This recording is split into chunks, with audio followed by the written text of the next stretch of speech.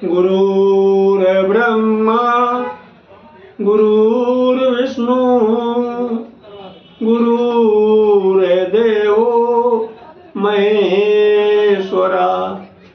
श्री गुरु साक्षात परब्रह्म तस्मै श्री गुरुवे नमः। मित्रों, जय माता दी। आज के वीडियो में हम आपको वट सावित्री व्रत के महत्व के विषय में जानकारी देंगे।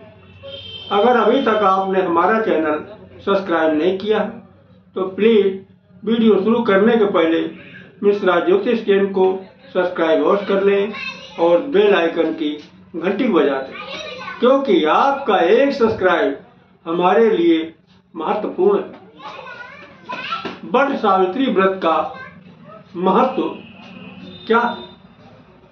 वट सावित्री व्रत का महोत्सव जेठ महीने के अंधेरे पाख में मनाया जाता है। इस दिन सत्यवान और सावित्री तथा यमराज की पूजा की जाती है। सावित्री ने इसी व्रत को करके अपने पति के प्राणों की रक्षा किया। पूजा विधान इस प्रकार है। बरगद के पेड़ के नीचे सावित्री, सत्यवान तथा भैंसे पर सवार यम की मूर्ति या तस्वीर स्थापित करें। बरगद की जड़ में जल चढ़ाएं। पूजा के लिए जल, कलावा, रोली, कच्चा सूत, भिगोया हुआ चना, फूल तथा धूप बत्ती आदि होना चाहिए। जल चढ़ाकर बरगद पेड़ के चारों ओर कच्चा धागा लपेटकर 3 परिक्रमा करनी चाहिए। इसके बाद सत्यवान सावित्री की कथा पढ़ें और सुने। इसके बाद भीगे हुए चने का प्रसाद तथा उसमें यथाशक्ति कुछ रुपए रख करके सास को देना चाहिए और उनके चरण स्पर्श करके उनसे आशीर्वाद प्राप्त करना। व्रत कथा इस प्रकार है। राज ऋषि यशपति की इकलौती पुत्री थी जिसका नाम सावित्री था। सावित्री के युवा होने पर राजा ने अपने मंत्री के साथ सावित्री को अपना पति चुनने के लिए भेजा। सावित्री अपना मनपसंद वर चुनने के बाद घर लौटी। उसी दिन उसके घर पर नारद मुनि पधारे हुए। नारद जी के पूछने पर सावित्री ने बताया कि महाराज ध्युमसेन के पुत्र सत्यवान को मैंने अपने पति के रूप में वर्ण किया। नारद जी सत्यवान और सावित्री की कुंडली मिलाई तथा पिता को बधाई दी तथा सत्यवान के गुणों की भी खूब प्रशंसा की। साथ में यह भी बताया कि सत्यवान की आयु यानी सत्यवान की उम्र मात्र 1 साल ही है, यानी 1 साल ही शेष है। 1 साल पूरा होने पे सत्यवान की मृत्यु हो जाए। महाराज यशपति ने जब नारद जी की पूरी बात सुनी तो उनका चेहरा मुरझा गया। उन्होंने सावित्री को किसी दूसरे को अपना पति चुनने के लिए सलाह दी। उन सावित्री ने साफ मना कर दिया, मैं किसी दूसरे को अपने पति का स्थान नहीं दे सकती हूँ, चाहे वह अल्पायु हो या दीर्घायु। सावित्री ने नारद जी से सत्यवान के मृत्यु का समय पूछ लिया। दोनों का विवाह हो गया। सावित्री सास ससुर एवं परिवार के साथ जंगल में रहने लगी। नारद जी के बताए हुए दिन से सावित्री ने व्रत करना शुरू कर दिया। नारद द्वारा निश्चित समय पर जब सत्यवान लकड़ी काटने चला तो सावित्री ने सास ससुर से आज्ञा लेकर वह भी सत्यवान के साथ चल दी। सत्यवान जंगल में पहुंचकर लकड़ी काटने के लिए पेड़ पर चढ़ा। पेड़ पर चढ़ने के बाद उसके सिर में तेज दर्द होने लगा। वह नीचे उतरा।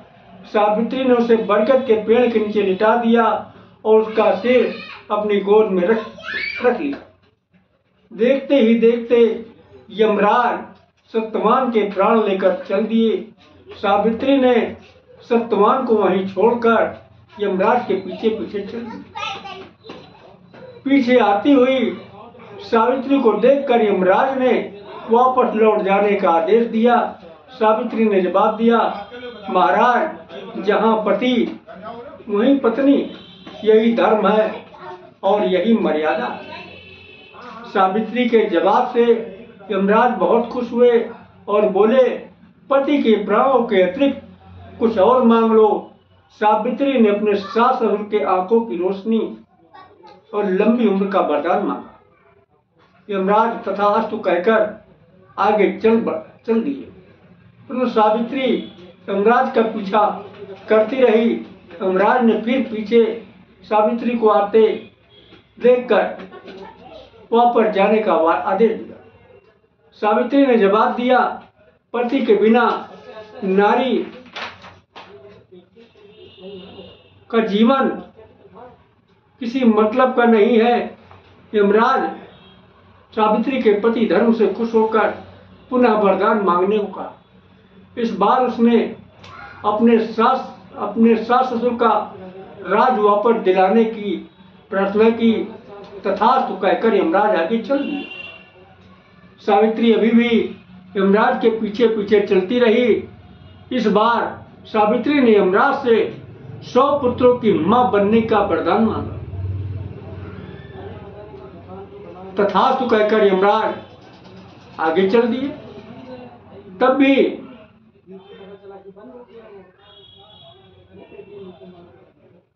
सावित्री ने कहा, महाराज, मुझे तो आपने वरदान दे दिया 100 पुत्रों की मां बनने के, मैं बगैर पति के कैसे मां बन सकती हूँ? आपका तीसरा वरदान कैसे पूरा हो? यमराज बातों में फंसकर मजबूर हो गए। उन्होंने सत्यवान के प्राणों को छोड़ दिया। सावित्री सत्यवान के प्राणों को लेकर सत्यवान के मृत शरीर के पास गई, बरगद के पेड़ की परिक्रमा किया। सत्यवान जिंदा हो। इस प्रकार सावित्री के सास ससुर की आंखों की रोशनी मिली, उनका खोया हुआ राज्य वापस मिला। आगे चलकर सावित्री 100 पुत्रों की मां बनी। दुनिया में सावित्री के पति धर्म की चर्चा चारों ओर फैल रही। तो इस बार 6 जून बृहस्पतिवार 2024 को वट सावित्री व्रत किया जाएगा। जय माता दी।